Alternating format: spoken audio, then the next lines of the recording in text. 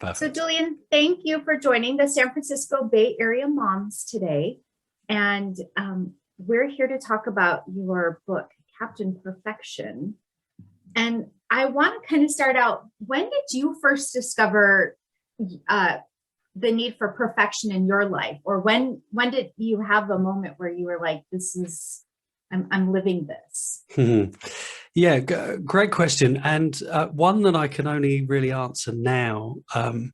It's been an interesting ride with perfectionism because I grew up in a very perfectionistic family. Both of my parents were perfectionists, but we had no idea of what perfectionism was. They didn't realize that they were perfectionistic. They certainly didn't realize that I was perfectionistic.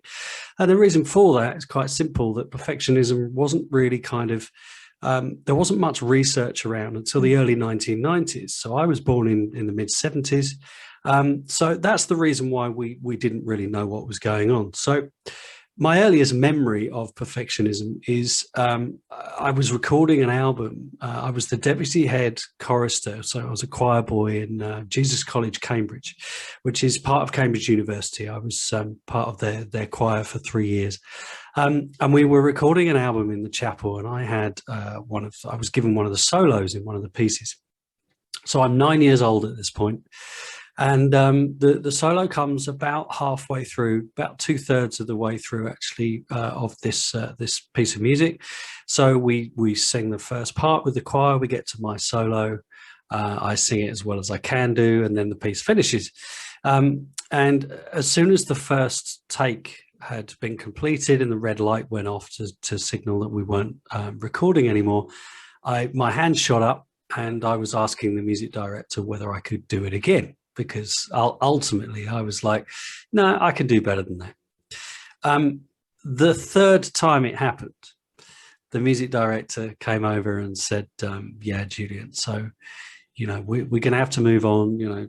We're short on time. It sounds great. Well done. All of those things. And of course, I pushed back and said, look, I know I can do this better. And he just turned and said, look, it's good enough. And that was my first memory, really, of perfectionism, although I didn't really know at the time that that's what it was. Yeah. Did you have physical reactions? Like, did you have a lot of anxiety growing up too, or around it, if it wasn't good enough? Oh yeah, for sure. So my perfectionism developed because both of my parents were very successful musicians. And my mother was actually my first ever piano teacher. So subconsciously, and of course I've learned all this since, I've kind of got my head into the research of perfectionism. Subconsciously, when I was a kid, making mistakes at the piano was giving my mother opportunity to love me less. That's where it all stemmed from. Mm-hmm. So a mistake equals an opportunity for me to go into waters that I have no desire to go into. So of course the whole thing was don't make mistakes, which is incredibly stressful. And you very quickly develop bad habits. You sit differently, you hold too much tension in your body, etc., etc. And cutting a very long story short, some of which I'm sure we might go into today, the practices that I started that early actually, kind of created much bigger problems later on in life. And it's interesting that actually, perfectionism in children, unless it's kind of tackled early, can lead to those bigger issues. Right. Well, how has it benefited you, and how has it harmed you in a bigger sense, not just as a child, but in your life in general? Yeah, sure. Well, I've always, I now consider perfectionism to be, as most psychologists do, which is split down the middle between adaptive and maladaptive. So you can call that healthy, unhealthy, good versus bad. So the adaptive side of perfectionism has helped me greatly in my career. I mean, I don't think I would have got the job on Hamilton, for example, had I not been an adaptive perfectionist. My attention to detail is outstanding, and that shone through in the audition. My conscientiousness has always been top notch, and there are many things that perfectionism has kind of helped me, no least the just drive to be better. To be the best that I can be. I think, has kind of pushed me further forward in everything that I've done and allowed me to achieve what I've been lucky to achieve. So I'm very grateful for that. The maladaptive side has not been at all easy. And again, I didn't know until I was really in my 40s how much maladaptive perfectionism was affecting me in my 20s and 30s. And, incredibly low self-esteem. My inner critic was, omnipresent and very loud. And yeah, I mean, ultimately, I never really felt good enough. So the strive to be better was driven from a healthy place, but often on the back end, not dealt with in a healthy way. So it's very much good and bad, and from my experience and my research, that's very much the kind of fairly standard experience for any perfectionist. So how did that, your self-awareness and the research into it, how did you get from that point to the book, to Captain Perfection? Yeah, so I was conducting Hamilton in San Francisco in 2017, and that was on a Friday night, and I came off stage and I was living in Castro at the time, just up the hill in the Heights, and so I actually walked back, and I got to the very top of the hill just before I turned right to go to my place. And I felt shooting pains down my left arm. I was very nauseous. I was sweating profusely, and I just felt pretty terrible. So I managed to get home and I slept. Anyway, long story short, that turned out to be a mild heart attack. And it was a heart attack that, again, long story short, was we found through sessions with a psychologist that actually the underlying cause of the attack was actually perfectionism, because I'd done so much kind of damage to my body through the low self-esteem, through, a lot of partying in my 20s and 30s to try and, quieten the inner critic, try and feel better about myself, all of those things. So that was kind of really the start of my journey into perfectionism, because I had to figure out how I could be the music director of, well, at that time, the biggest show on the planet, and, continue to demand, incredibly high standards of myself, but also everybody else, because that was part of my job description, all at the same time, whilst being, kinder to myself and being able to let some of my perfectionistic tendencies go. And that kind of, got me into authors like Brené Brown. Gifts of Imperfection is a fabulous book. That was my kind of first read into the subject.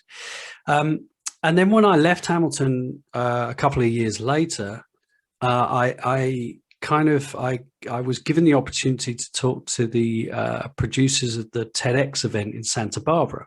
Okay. And originally I was going to do a talk on leadership and use my Hamilton experience and general experience in that kind of field as a subject matter. But the more we talked, the more we realized actually the perfectionism angle was really interesting. So that then kind of became focused. And through my research into perfectionism for the talk, I then decided that at some point I needed to write the book that I've just written, which is ostensibly the book that I wish I'd read when I was anywhere between 6 and 12 years old. Right. And I know a real underlying theme in the book is self-compassion. And kind of when you're younger, that's kind of hard. Well, it's even hard as an adult to kind of have that self-care. So why why is it important for children? I mean, I kind of answering my own question, but to have that self-compassion, and how as parents can we help our kids realize that and develop that skill? Sure. Well, a big part of this TED Talk was the research out of Australia in 2018, which proved that self-compassion regulates our experience with depression. And depression is very heavily associated with maladaptive perfectionism. And so the two are very much linked. Yeah, I mean, self-compassion is, I mean, as I sell it in the book, it can be, if we treat it in the right way, it can be a real superpower to all of us, whether we're kids or adults. According to Kristin Neff, who's like she's kind of the industry leader in self-compassion. Self-compassion can be broken down into three parts. So we get self-kindness, where we learn to be warm and kind to ourselves. Then we have mindfulness, where we discover how to observe thoughts and feelings as they arise, but not necessarily to deny or react to them. And then we have common humanity, where we recognize that suffering and imperfection is part of the human experience, and we're all basically the same. And those three elements combined can be a very powerful tool against perfectionism. And, you know, just some quick examples in terms of how you can use these with kids, and they're all taken from the book. You know, self-kindness is, in my experience, something that can easily be aimed towards, but not necessarily something that is successfully going to sit within us unless it involves repetition. So this is why I like mantras. You know, we might say, you know, I love myself, I am enough. I love myself, I am enough. We'll say it 10 times. And the reason why we say it 10 times is that if we only say it once, we don't connect with it. Right. We can easily say something, that's fine, but we don't necessarily connect with the true meaning of it. And especially with, you know, if we combine those mantras with breathing exercises, then the whole experience becomes much deeper, and it kind of really gets into the you know, into our bodies and our minds in healthy ways. The mindfulness stuff is really useful. There's a great one that I used in the book when it's super useful for kids who are struggling with perfectionism in the moment, just to calm them down. You know, we've all been there. A child makes a mistake and it's the end of the world, and all of a sudden they're on the floor and there are tantrums and there are tears, and, you know, and it's all kicking off. It's very difficult to persuade your child to do anything really to kind of rationally discuss the perfectionistic experience. What you can do is simply bring them back to the present. And a good one to do that is simply for them to, you know, look directly in front of them and get them to speak out loud what they see. So right now, you know, I'm looking at camera lights, I'm looking at a piano, I'm looking at a wall. And then the next layer of that is, well, I'm looking at a piano and it's black and it's got black and white keys and there's a stand attached to it. So you simply, you know, you get them back out of the future or the past, which is largely where those episodes come from, and you get them back to the present through those mindfulness techniques.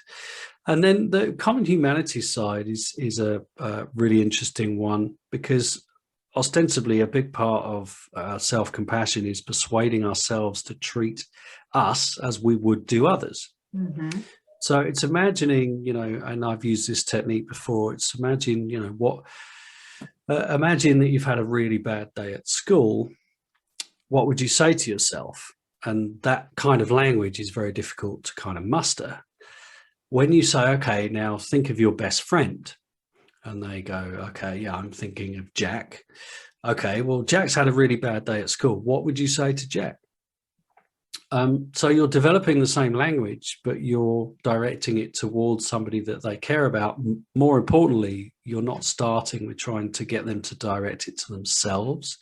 But once they've established a degree of language, then they actually connect with the need to turn it inwards rather than always keep it outward. Right.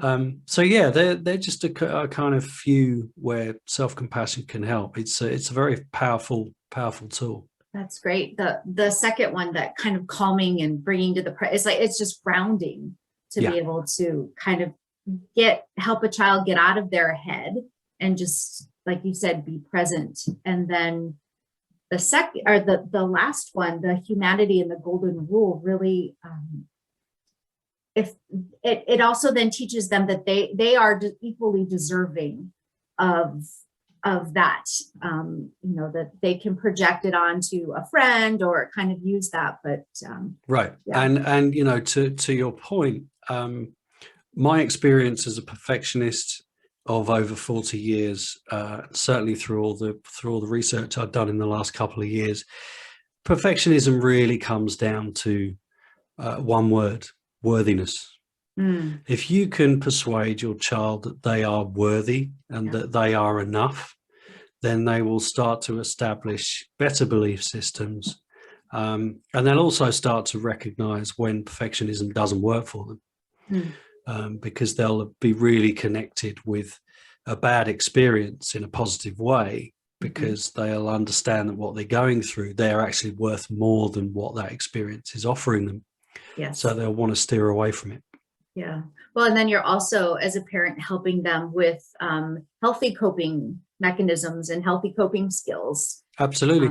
For anything, breathing, grounding, that's good for anything. And and it's also good for life. Yes. The techniques that I wish I'd learned when I was 6, I use today. Right. I had to use this morning because my head was all over the place for something that I was doing. It's like, okay, step back, reset. Right. Yep. Time out. And so everything in this book is it's super applicable for not just perfectionism, as you say. It can be used for other things too. Right.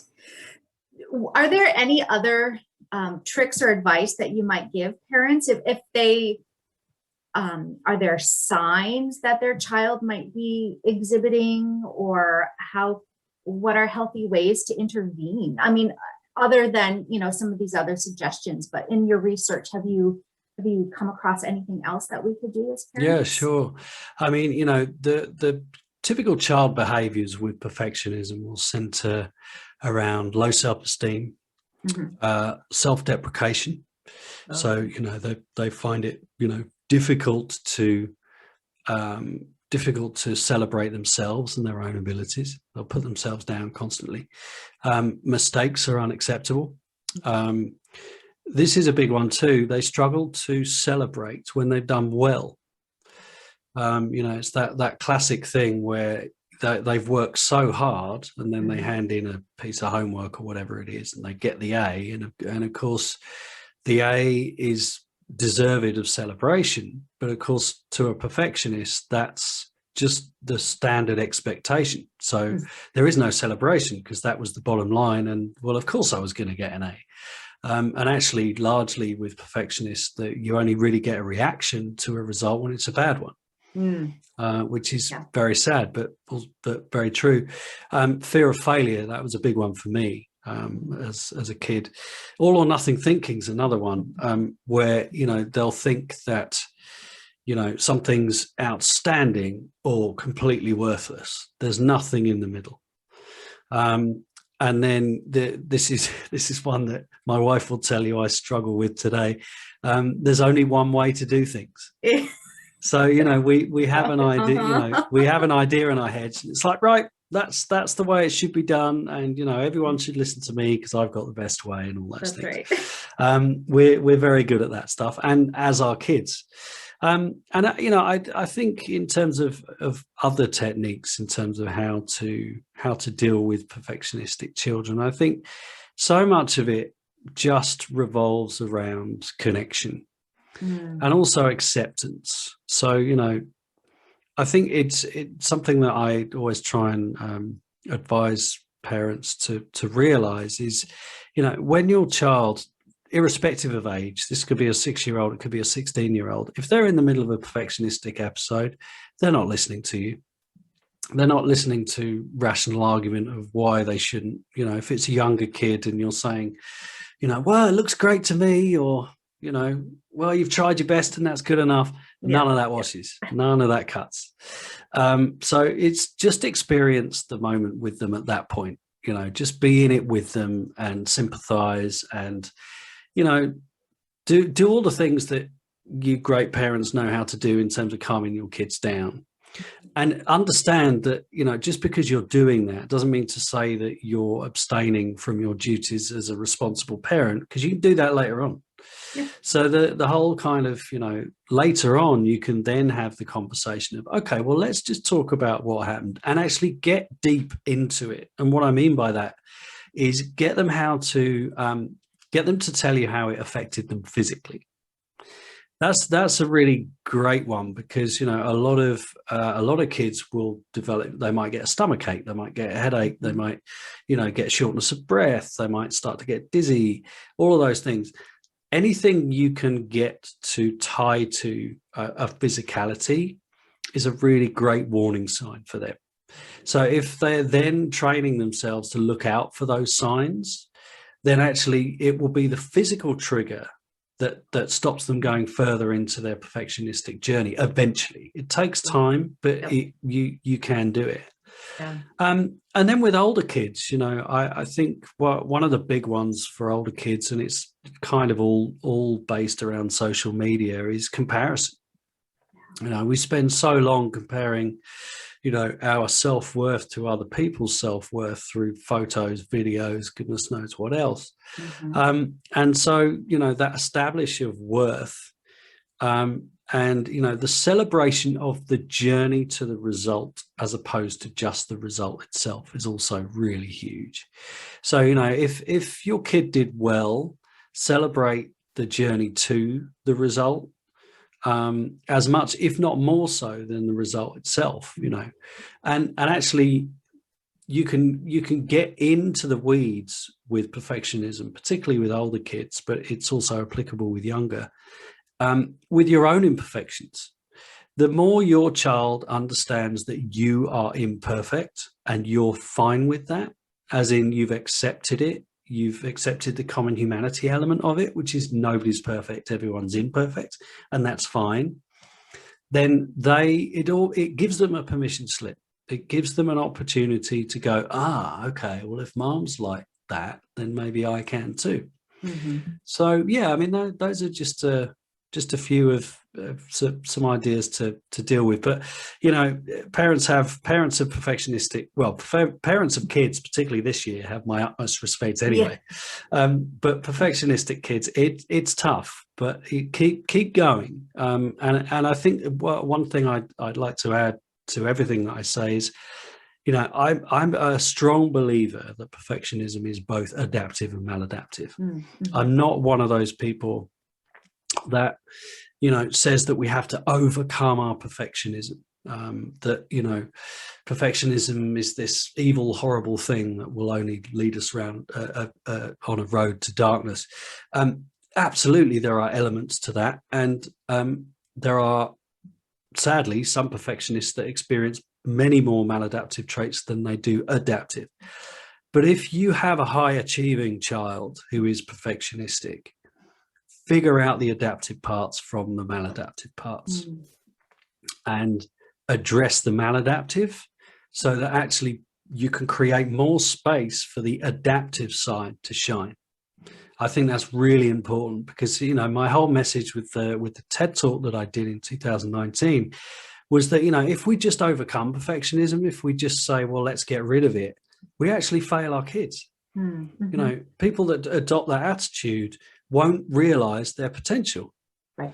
And we need them. Look at Steve Jobs. Without him, he was a huge perfectionist, massive. Yes. Yeah. And there's a long list of very, very high achieving people in science and technology who are all perfectionistic. And we might not be having this conversation without them. Right.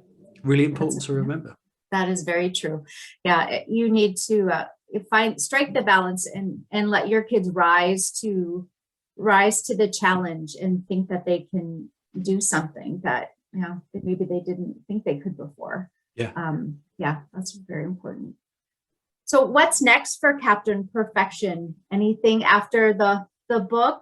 Good question. I mean, I'm still kind of waiting for the sort of bigger picture or the full picture with what the book's going to do. Right. There's an argument to say that we could go the animation route with it. Sure. We could also expand Captain Perfection into the kind of teens area or slightly older kids.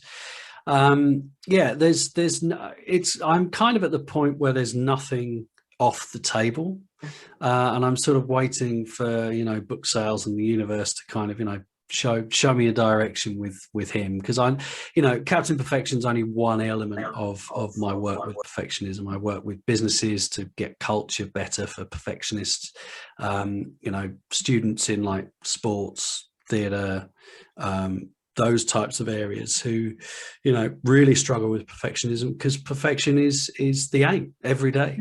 So how can you not be perfectionistic in that environment? And I work with those those groups to create a healthier environment for them too. So yeah, it's all a valuable message. Just the Captain Perfection one was important for me to do because, as I said earlier, it's the book that I wish I'd read. Yeah. Oh, so many years ago. Yeah. Yeah. Do you think? I wonder too, after the dust has kind of settled from the pandemic and things, we see where kids are social, emotionally, and academically, I could see the need for it even more, in school messages, or for, teachers to use it as a character building tool or something, because I really think there's going to be this big hole that needs to be filled. Yes, and I think you're right. What's interesting is that I'd always kind of thought of Captain Perfection as somebody that was going to kind of be a solution for perfectionists, and certainly this first book was introducing them to self-compassion. But actually, it's so self-compassion in a way is like the subtext or the sub-vehicle to this getting out. Self-compassion actually is the thing that's resonating with people. It's less about the perfectionistic element, and it's more about self-compassion because it's so applicable across genres. It's not just applicable to perfectionists. So yes, you could well be right. I mean, there's a lot of good stuff out there on self-compassion, but it's not. And this is actually really the nub of my work now is broadening the conversation to make things like self-compassion acceptable, to make it commonplace in language, in society, so that because it's still, even in 2021, kind of this sort of almost luxury item. It's not regarded as the norm. And I think, the more we come out, to your point, the more we come out of this pandemic and people really connect with exactly what they've been through. I think, and I'm experiencing some of this personally, and I know several people are too, now that there's a kind of glimmer of light at the end of the tunnel, people are very quick to kind of go, yeah, but I didn't do this. I should have done that. I didn't learn this language, and all of the things.